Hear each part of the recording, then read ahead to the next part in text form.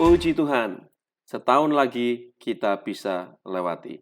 Apapun kondisi keadaan kita di akhir tahun ini, baik buruknya, tetap kita tutup dengan ucapan syukur. Terima kasih Tuhan, kalau kita boleh ada sebagaimana kita ada sampai saat ini. Mari kita tutup tahun ini dengan ucapan syukur, karena keadaan kita tergantung bagaimana kita menjalani hidup kita.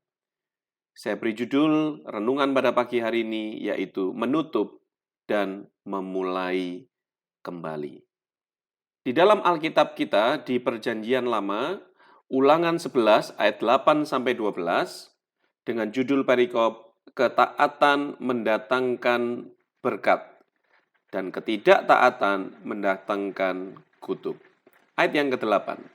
Jadi kamu harus berpegang pada seluruh perintah yang kusampaikan kepadamu pada hari ini, supaya kamu kuat untuk memasuki serta menduduki negeri kemana kamu pergi mendudukinya. Dan supaya lanjut umurmu di tanah yang dijanjikan Tuhan dengan sumpah kepada nenek moyangmu untuk memberikannya kepada mereka, dan kepada keturunan mereka suatu negeri yang berlimpah-limpah susu dan madunya.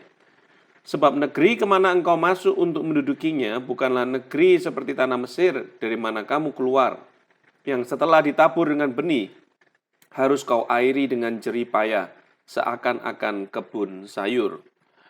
Tetapi negeri kemana engkau akan pergi atau untuk mendudukinya ialah negeri yang bergunung-gunung dan berlembah-lembah, yang mendapat air sebanyak hujan yang turun dari langit.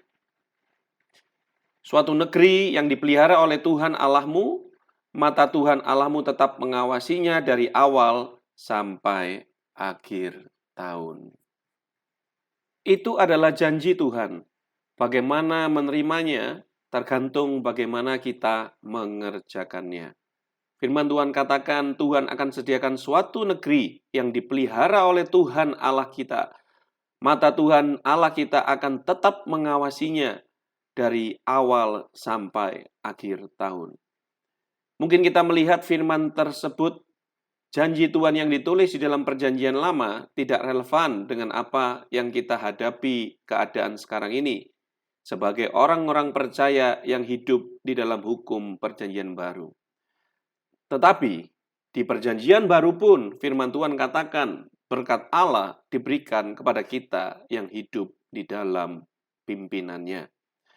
Di dalam Roma 8 ayat 12 sampai dengan 14 dan ayat yang ke-17, firman Tuhan berkata demikian. Jadi saudara-saudara, kita adalah orang berhutang, tetapi bukan kepada daging, supaya hidup menurut daging. Sebab jika kamu hidup menurut daging, kamu akan mati. Tetapi jika oleh roh, kamu mematikan perbuatan-perbuatan tubuhmu, kamu akan hidup. Perhatikan, semua orang yang dipimpin Roh Allah adalah anak Allah. Dan jika kita adalah anak, maka kita juga adalah ahli waris, maksudnya orang-orang yang berhak menerima janji-janji Allah yang akan menerimanya bersama-sama dengan Kristus. Yaitu jika kita menderita bersama-sama dengan Dia, supaya kita juga dipermuliakan bersama-sama dengan Dia. Ketaatan kita dalam pimpinannya menentukan hasil kita di tahun 2023 dan juga di tahun yang baru, yaitu tahun 2024. Bagaimana kita bisa taat dalam pimpinannya, itu adalah kunci keberhasilan kemenangan hidup yang diberkati di tahun 2024. Bagaimana kita bisa taat dalam pimpinannya, yaitu dengan mendengar dan melakukan. Yang pertama, kita harus mendengar apa yang dikatakan rema, firman Allah. Firman yang menjadi hidup di dalam kehidupan kita, yang kita dengar melalui membaca Alkitab, melalui firman Tuhan di gereja, melalui radio, dan firman Tuhan yang diucapkan, dan firman itu tinggal dan hidup di dalam hati kita, maka itulah yang disebut rema firman Allah. Firman yang keluar dari mulut Allah secara langsung. Dan yang kedua, melalui mendengar dan melakukan apa yang dikatakan Roh Kudus saat Roh Kudus berbicara. Kita bisa mendengar apa yang dikatakan oleh Roh Kudus melalui hati kita. Roh Kudus selalu berbicara, mendorong kita melalui hati kita. Dan yang ketiga, yaitu mendengar dan melakukan apa yang dikatakan hati nurani kita yang murni.